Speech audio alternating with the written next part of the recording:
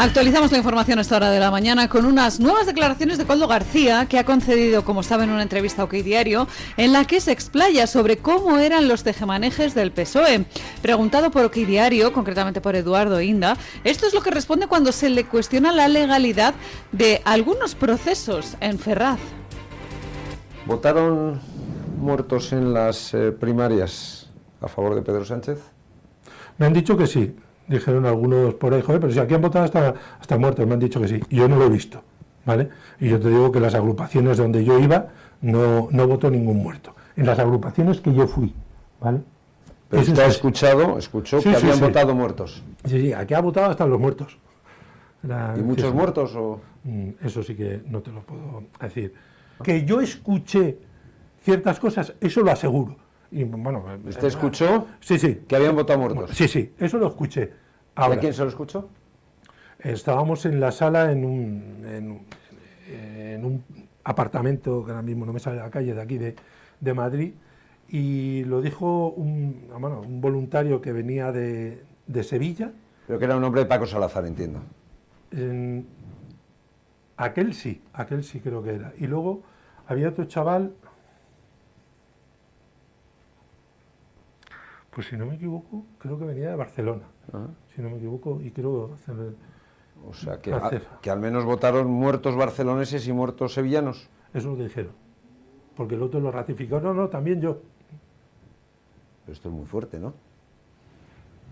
Hay tantas cosas fuertes. Que no te podría asegurar. Es lo que te puedo decir. O sea, las cosas son así. La verdad es que la entrevista que ha hecho OK Diario a Ábalos y a Koldo pues está dando muchísimo de sí. Y sorprendentemente no está teniendo el eco que debería. Sobre todo, yo creo que eco judicial, ¿no? Alguien debería judicializar algunas de las afirmaciones que se están realizando. Por ejemplo, si las primarias del Partido Socialista fueron fraudulentas, ¿qué pasa? ¿Es legal la elección de Sánchez como secretario general del PSOE? ¿Es legal su posterior acceso a la Moncloa? Si todo viene de una elección ilegal, ¿qué hacemos? Me supongo que en esto entrarán en juego los plazos de prescripción de los delitos, pero hay una diferencia entre lo que es legalidad y lo que es legitimidad. Algo puede resultar que está prescrito y por tanto no tiene consecuencias penales para nadie, pero evidentemente la legitimidad de origen se pierde completamente. ¿Sánchez está en la Moncloa gracias a unas primarias donde votaron hasta los muertos? ¿Sánchez está en la Moncloa gracias, como reconoce su chico de los recados en el partido, gracias a que se hicieron trampas? ¿Sánchez hizo trampas electorales en el Partido Socialista para hacerse con el poder y poder llegar luego a Moncloa? Bueno, pues entonces, evidentemente, Sánchez no es el presidente legítimo de España, si esto es así. He dicho legítimo, legalmente lo es, para nuestra desgracia, pero no tiene ningún derecho a estar en la Moncloa, si es verdad que se hicieron trampas electorales en las primarias. Otro dato más que se pone sobre la mesa, y sobre el que supongo que Sánchez tampoco dará ninguna explicación. No ha dado ninguna explicación sobre nada desde que empezaron a estallar en racimo los escándalos. Y la verdad es que es una estrategia pues un poquito estúpida, porque al final es imitar al avestruz que mete la cabeza bajo tierra para no ver al león que se acerca a comérselo. Que supongo que eso es un mito. No creo que los avestruces hagan semejante cosa porque se habrían extinguido hace mucho tiempo. Pero la figura está ahí. Bueno, es como algo que no es un mito. un niño de 3, 4 años le dices escóndete, y entonces coge y se tapa los ojos. Piensa que si tú no le ves, que si él no te ve, tú no le ves a él. Bueno, pues Sánchez hace lo mismo. Se piensa que si se tapa así y no ve las acusaciones contra él, contra su familia, contra su número 2, contra su otro número 2, contra 200 cargos del partido, pues que los demás no las vamos a ver. Y no vamos a ver que él es el jefe de todos los corruptos que están pasando por la cárcel, porque lo es. En fin, vamos con el tema de la Dana, porque ayer declaró uno de los responsables de emergencias. Escuchen. Les seguimos hablando del caso judicial por la tragedia de la Dana conforme vamos conociendo más datos de aquel suceso. Tal y como publica El Debate, Jorge Suárez, el principal técnico de emergencias y que fue testigo clave en aquella fecha, declaró que una parte importante del retraso en lanzar el mensaje de emergencia, esa alert, se debió precisamente a las intervenciones de Pilar Bernabé, la delegada del Gobierno que planteó dudas sobre el envío de este aviso. Pese a ello, la Fiscalía, la jueza y la Audiencia de Valencia han descartado su imputación porque dicen que faltan indicios. La instrucción mantiene el foco en la gestión autonómica, mientras las acusaciones populares no logran ampliar el alcance a otros responsables. Como les decimos, de hecho, solo están imputados la exconsejera de Justicia e Interior, Salomé Pradas, y el exsecretario autonómico de Seguridad y Emergencias, Emilio Argüeso. La jueza ha rechazado en varias ocasiones imputar a cargos del Gobierno central de Pedro Sánchez. Bueno, pues vamos a ver qué pasa. Tenemos la declaración de los técnicos de emergencias hablando de cómo la delegada del Gobierno en Valencia estuvo poniendo pegas a la alerta y fue, por tanto, una de las responsables de que esa alerta se emitiera tarde. La verdad es que cuando he leído esta noticia no he podido evitar acordarme de otro caso. Cuando el atentado del 11M, pues ya saben ustedes que la jefa del Instituto Forense se encargó de hacer todas las autopsias de las víctimas. Y ella, Carmen Baladía, la directora del Instituto Anatómico Forense, me contó cómo durante 48 horas, pues gente del mundo forense próxima al PSOE estuvo intentando por todos los medios retrasar el cierre, que se terminaran de hacer las autopsias. Y ella me dijo, hombre, no tengo constancia, pero tengo la sensación de que querían evitar por todos los medios que termináramos de autopsiar a todas las víctimas para constatar que no había terroristas suicidas, como en aquel momento algún medio de comunicación próximo al PSOE estaba lanzando. Me maravilla esa coordinación en niveles bajos de la progresía. Me maravilla que hubiera gente trabajando en aquel momento para tratar de retrasar por todos los medios las autopsias de las víctimas del 11M para que no se desmintiera la noticia de los terroristas suicidas, que no existían. Y me maravilla esto de que Pilar Bernabé estuviera poniendo trabas al envío de la alerta por la Dana. ¿De dónde proceden esas órdenes? ¿Quién las canaliza? ¿Por qué medios se las transmiten? Pues no lo sé, pero me gustaría saberlo.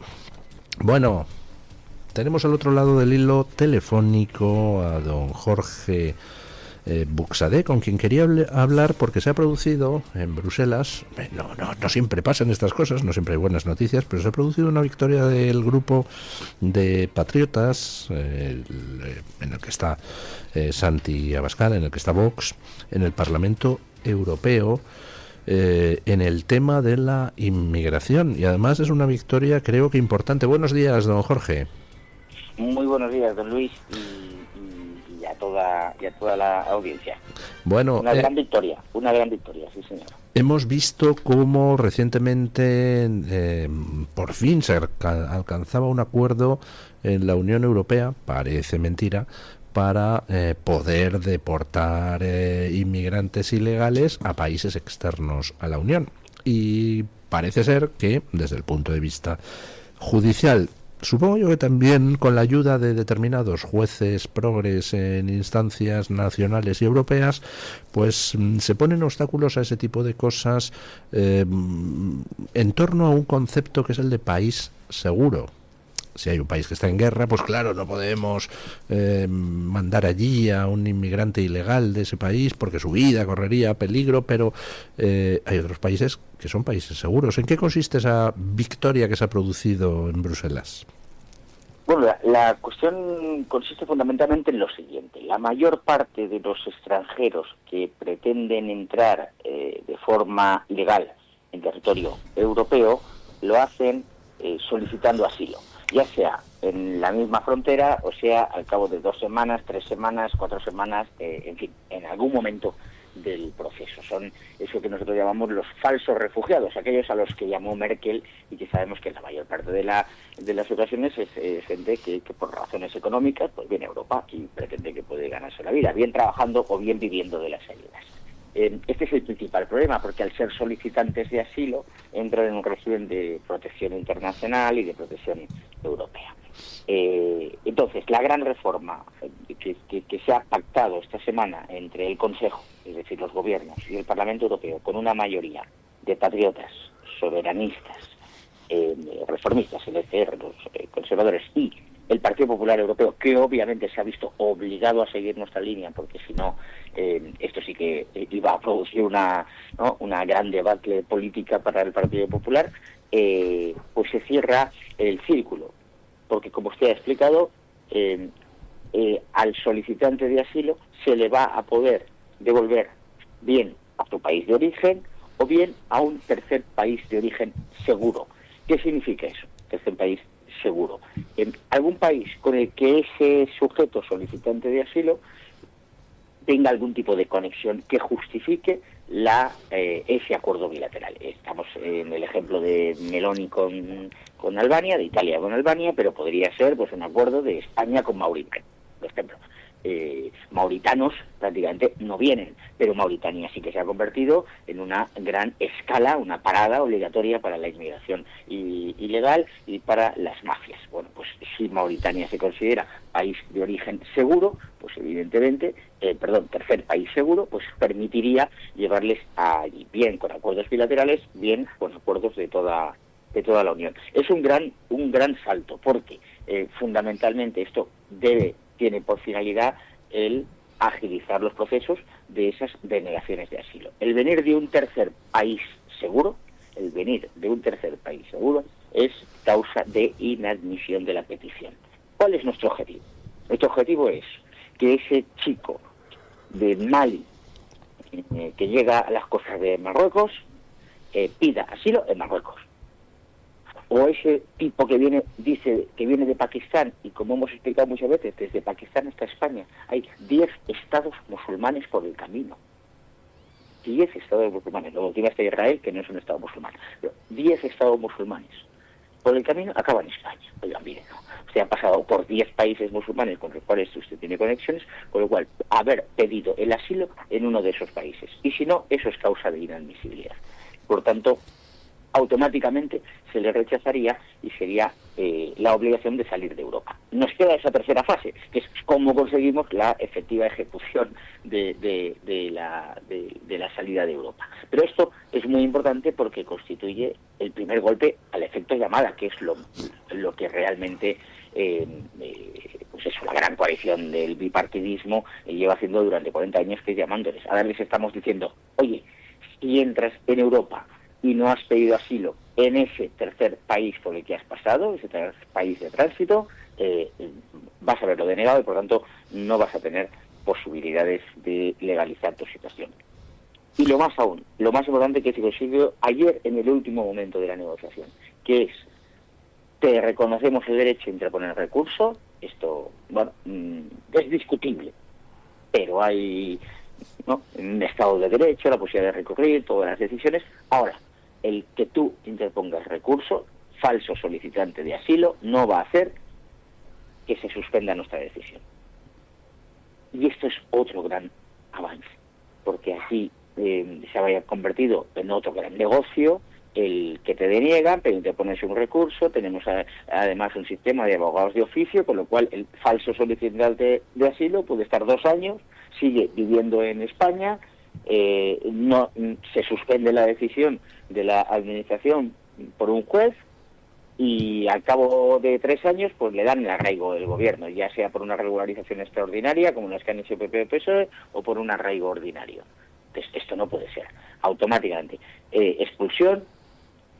Si quiere interponer recurso, interpóngalo, pero eso no suspende la decisión de la administración. Si usted al final gana el pleito, pues podrá volver a España. Que no gana el pleito, pues estará en ese tercer país con el que usted tiene sus conexiones ideológicas, culturales, sociales, de todo tipo, o con el que hemos cerrado un acuerdo. Yo creo que es un gran paso, nos falta unos cuantos más, pero por eso nosotros hace 2 años no votamos el pacto de asilo, don Luis, porque esto no estaba, y esto era lo que estábamos reclamando. Pues déjeme que me quede entonces con la doble noticia. Por un lado, el hecho de que se pongan en marcha mecanismos para poder evitar el fraude en la entrada en países europeos, pero por otro lado, el hecho de que el PP haya votado, el Partido Popular Europeo haya votado a favor, porque no es la primera vez que se produce una quiebra de esa alianza completamente antinatural y demencial entre populares y socialistas en Europa. ¿Está el Partido Popular Europeo virando de posiciones en vista de cómo va el clima electoral en los distintos países? Pues muy lento y mirando, efectivamente, como usted dice, permanentemente de reojo los resultados electorales. Hay que decir que venimos de una victoria de Babiš en Chequia, donde los patriotas, socio de Santiago Babiš, va a gobernar Chequia. Bueno, esta semana ha sido su primera reunión del Consejo Europeo en la que ha podido estar. Y eso hace pues que esa brutal maquinaria del Partido Popular Europeo, que es un gigantesco transatlántico, posiblemente es la mejor comparación, pues claro, ya saben ustedes que eso pues vira muy lento. Y están mirando de reojo. Y no viran en todos los temas, solo en alguna cosa. Aquí es un giro evidente, pero es que si no van a tener elecciones en nada. Tenemos las presidenciales en Portugal, hay locales en Francia en marzo, hay las elecciones de Hungría, y el proceso, todo este proceso electoral nacional va en favor de patriotas, va en favor de soberanistas y del SR, el Partido Popular Europeo. Ahora mismo es un grupo en declive, es un grupo que va cayendo en las encuestas y en los resultados nacionales, y por lo tanto tienen que reaccionar. Bueno, pero entonces significa... Uno de los temas es la migración, claro. Bueno, pues más se alegra el cielo por un pecador arrepentido que por 10 justos, sí, claro, ya sabe usted. Encantado, Luis, por supuesto. Hombre, por supuesto. Ojalá, digámoslo así, lo hicieran en todos los temas, ¿no? Pero yo soy feliz cada vez que el Partido Popular Europeo va al sentido común y va a lo que llevamos reclamando nosotros hace unos cuantos años, pero es que la sociedad europea hace décadas. Pues nos alegramos, por supuesto, lo mismo que cuando hacen un pequeño giro con el automóvil. Lo que no nos gusta es la estafa, por ejemplo, ¿no? Lo del automóvil, que lo vendieron como el fin de la prohibición, y no es verdad, pero esto sí que es un gran paso, muy claro y muy directo. ¿Te pueden tirar 3 pasitos para atrás? Pues sí. Pero bueno, oye, nos alegramos. Además ha sido un extraordinario trabajo, en este caso de Fabrice Leggeri, diputado francés del partido de Le Pen, antiguo director de la agencia Frontex, y que es un especialista en esta materia de inmigración, y hemos llevado todo el protagonismo Y bueno, pues por ejemplo hemos conseguido que en esa lista esté Marruecos. Es que claro, para la Unión Europea Marruecos no era considerado oficialmente un país seguro o un tercer país seguro, con lo cual eso nos va a permitir que el control en frontera de todas aquellas personas que o son marroquíes o han utilizado Marruecos como país de tránsito, pues vamos a poder acudir a este procedimiento acelerado, en la que la solicitud de asilo se revisa más rápido, etcétera, y todo lo que ya le he explicado, ¿no? Con lo cual es un avance. Siguiente paso, hay que cerrar un acuerdo con Marruecos, que es posiblemente lo más difícil y donde se requiere que quien gobierna España tenga determinación. Y ahí es la tercera pata, que es la que nos falta, que es la de Santiago Abascal, presidente. Pero bueno, eso ya llegará, como usted se imagina. Bueno, pues muchísimas gracias, don Jorge. Pues muchísimas gracias, y si no tenemos oportunidad de vernos y hablarnos, feliz Navidad. Feliz Navidad para usted también. Gracias. Bueno, y comentamos brevemente una noticia extrañísima. Un crimen portugués en Estados Unidos. Escuchen. Terminamos el repaso de las noticias contándoles que ha sido hallado muerto el sospechoso de una serie de tiroteos en Brown y en el MIT. Las autoridades identifican a Cláudio Manuel Neves Valente, un ciudadano portugués de 48 años, como el autor de los tiroteos que sacudieron a la Universidad de Brown y el MIT. Al parecer, el sospechoso se suicidó posteriormente en el almacén de Salem, en New Hampshire, tras una intensa búsqueda. Junto a su cuerpo se hallaron 2 armas y la misma ropa que llevaba tras el segundo ataque. El primer tiroteo ocurrió el sábado 13 de diciembre en Brown, en Providence, Rhode Island, y en él 2 estudiantes murieron y 9 personas resultaron heridas. 2 días después, el profesor Nuno Loureiro, experto en energía de fusión, fue asesinado en su domicilio en Brookline, en Massachusetts. Los investigadores confirman que Cláudio Manuel Neves Valente había actuado solo. Él había estudiado en Brown entre los años 2000 y 2001, en el mismo edificio donde se produjo el ataque, y conocía al profesor Loureiro desde su etapa universitaria en Lisboa. Bueno, curiosísimo el caso. Asesinaron hace 3 días a un científico nuclear muy famoso en Estados Unidos que trabajaba en temas de fusión nuclear, dirigía un laboratorio en el MIT. Era un científico de origen portugués, Nuno Loureiro. Y la pregunta era, ¿por qué? ¿Quién? ¿Era un crimen de delincuencia común o qué podía ser? Y resulta que 2 días antes había habido un tiroteo en la Universidad de Brown. Un tío entró armado y mató a 3 personas. Ahora, pues al final la policía ha identificado a un sospechoso de ambos crímenes, del tiroteo en la Universidad de Brown y del asesinato de este científico nuclear portugués radicado en Estados Unidos. Y resulta que es otro portugués, el asesino, que se ha quitado la vida antes de ser detenido. Es un portugués que fue compañero de clase del científico nuclear portugués asesinado, y hace muchísimos años, hace 20 y tantos años, y que estudió brevemente 1 año en la Universidad de Brown hace también 24 años. No sé, rarísimo todo. Un portugués que de repente, 20 años después, se le cruza el cable y entonces va a la universidad donde estudió, hace un intento, una masacre, mata a 3 personas y luego 2 días después le pega un tiro a uno que había sido compañero de colegio suyo hacía 25 años. Es raro, ¿no?